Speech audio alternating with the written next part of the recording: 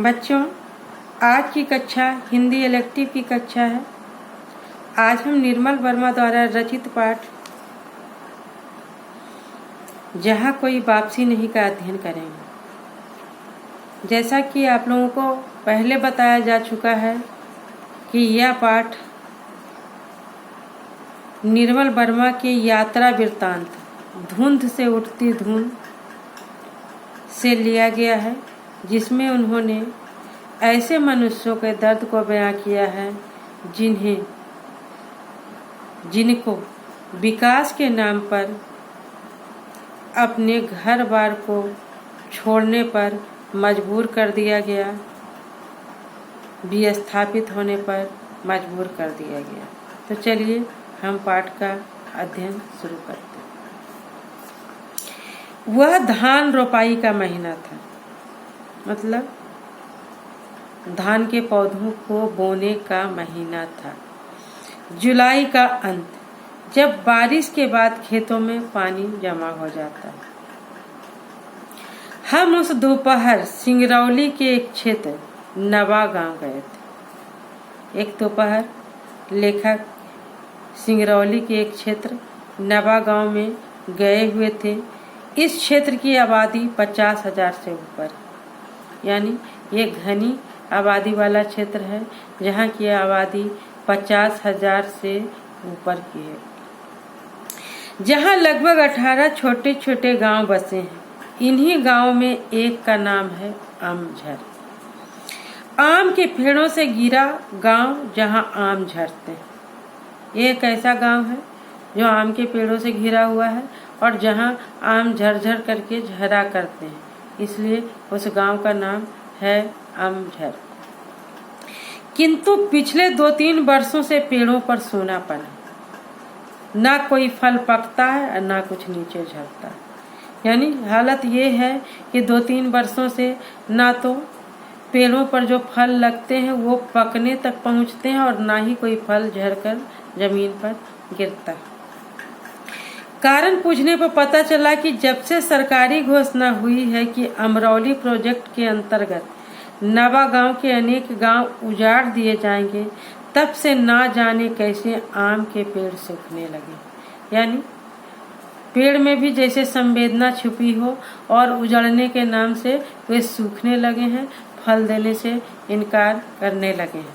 आदमी उजड़ेगा तो पेड़ जीवित रहकर क्या करेंगे।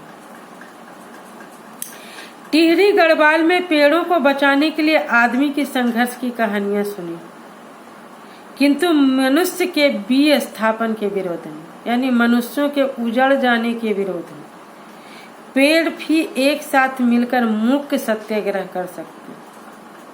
इसका विचित्र अनुभव सिर्फ सिंगरौली में हुआ। मुख्य मतलब चुपचाप रह के सत्याग्रह करना, चुपचाप रहकर किसी बात का विरोध करना। मेरे लिए एक दूसरी दृष्टि से यह अनूठा अनुभव था। अनूठा मतलब मौलिक, कुछ नया। लोग अपने गांवों से विस्थापित होकर कैसी अनाथ और उन्मूलित जिंदगी बिताते हैं। विस्थापित होकर मतलब उजड़कर, घर से उजड़कर, गांव से उजड़कर, कैसी अनाथ यानी जिसका कोई स्वामी ना हो, उन्मूलित मतलब जो जड़ से कटा हुआ हो, ऐसी जिंदगी बिताते हैं। यह मैंने हिंदुस्तानी शहरों के बीच बसी मजदूरों की गंदी, दम घुटती, भयावह बस्तियों और स्लम्स में कई बार देखा है। किंतु विस्थापन से पूर्व वे कैसे परिवेश में रहते होंगे, किस तरह की जिंदगी बिताते होंगे, इसका दृश्य अपने स्वच्छ, पवित्र, खुलेपन में पहली बार आमझर गांव में देखने को मिला। यानी ये जो मजदूर आज गंदी जगहों पर रह रहे हैं, दम घुटती भयावह बस्तियों और स्लम्स में रहने पर मजबूर हैं, ऐसे मजदूर कभी स्वच्छ और पवित्र और खुलेपन में भी अपनी जिंदगी बिताते थे। ऐसा दृश्य उन्होंने, लेखक ने पहली बार आमझर गांव में देखा।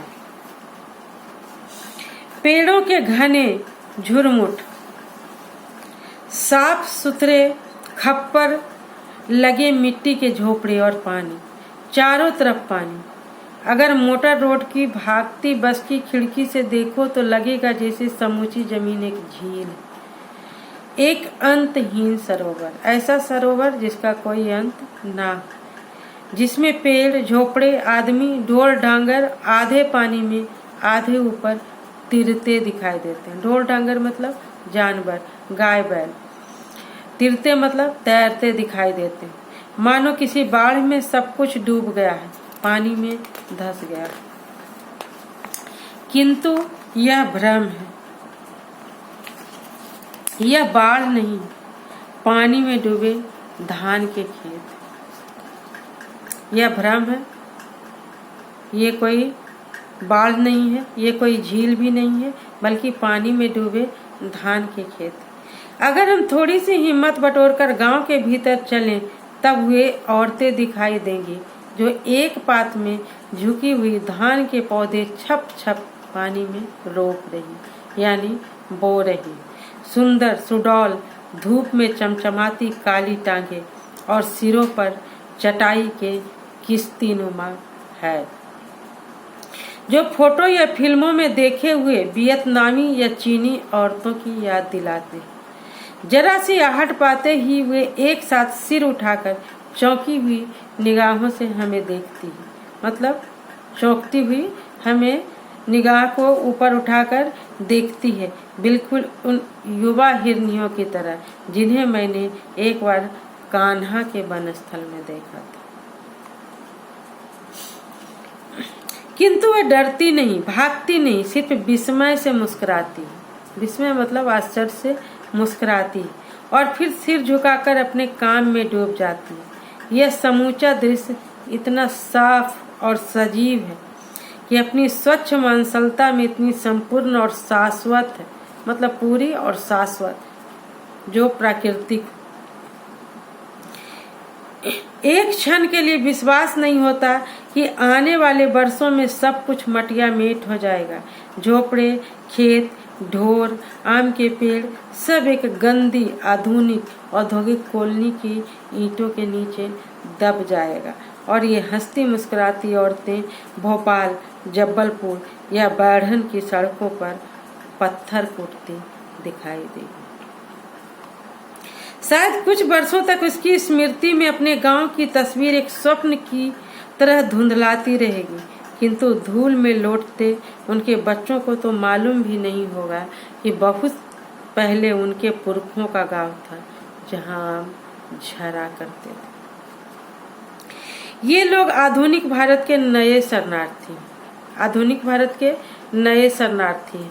एक बार जब स्वतंत्रता संग्राम के बाद भारत का विभाजन हुआ था, उस समय के शरणार्थी से ये अलग आधुनिक भारत के नए शरणार्थी हैं, जो अपने गांवों से भी स्थापित होकर उजड़कर शहर में शरणार्थी बनने पर मजबूर कर दिए जाते हैं, जिन्हें औद्योगिकरण के झंझावात यानी आंधी पानी तूफान में अपनी घर जमीन से उखाड़कर हमेशा के लिए निर्वासित कर दिया गया।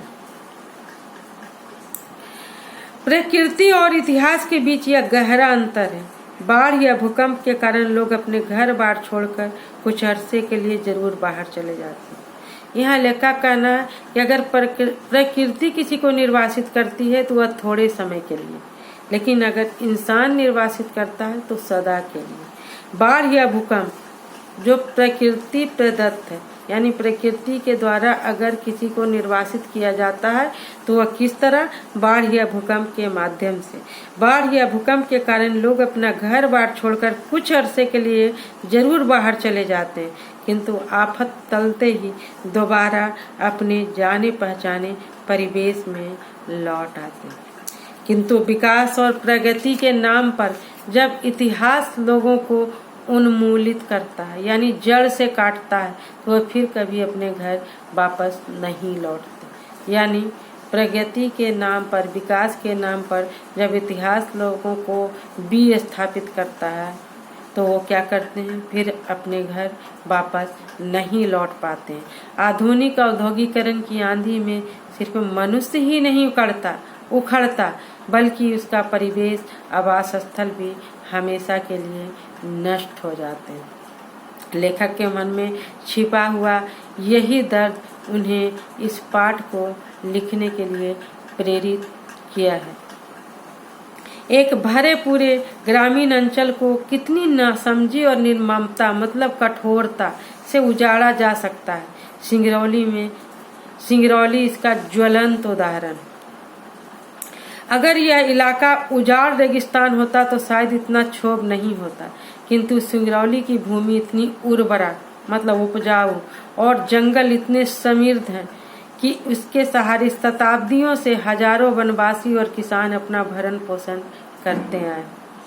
1926 से पूर्व यहाँ खैरवार जाति के आदिवासी राजा शासन किया करते थे, किंतु बाद में सिंगरौली का आधा हिस्सा, जिसमें उत्तर प्रदेश तथा मध्य प्रदेश के खंड शामिल थे, रीवा राज्य के भीतर शामिल कर लिया गया। 20 वर्ष पहले तक समूचा क्षेत्र विंध्याचल और कैमूर के पहाड़ों और जंगलों से घिरा हुआ था, जहां अधिकांशतः कत्था, महुआ, बांस और शीशम के पेड़ उगते थे।